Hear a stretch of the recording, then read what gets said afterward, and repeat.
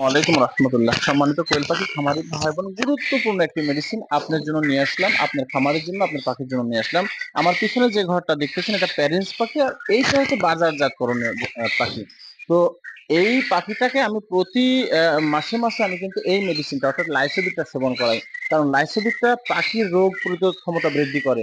যখন একটা পাখির রোগ প্রতিরোধ ক্ষমতা বেশি থাকবে, তখন এই পাখিকে যেটাই সেবন করাবেন সেইটাই তার কাজে লাগবে।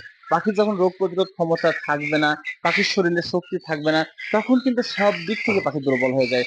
খানা খাওয়া, পানি খাওয়া, চলাফেরা সব দিক দিয়ে পাখি দুর্বল হয়ে যায়। সব প্রোডাকশন থেকে, ডিমের প্রোডাকশন বলেন, প্যারেন্টস পাখিকে যে বাচ্চার রেজাল্ট, বাচ্চা সুস্থ সবল বলেন, সব দিক থেকে ওই পাখিটা ও খারাপ হয়ে যায়। আর পাখি যখন খারাপ হয়ে যায় তখন তার ডিম থেকে যে বাচ্চা আসবে, বাচ্চাও দুর্বল হয়ে থাকে। যার জন্য আপনার পাখিকে, প্যারেন্টস পাখির দিকে আপনি খেয়াল রাখবেন। যদিও দাম বেশি, 100 গ্রামের লাইসোবিটার দাম মনে হয় 700 টাকার মতো, একটু কম হবে, ছোট প্যাকেট আছে। দামের দিক ভাববেন না, পাখিকে শক্তিশালী রাখতে হবে, সবল রাখতে হবে, রোগ প্রতিরোধ ক্ষমতা বৃদ্ধির তাকে থাকতে হবে।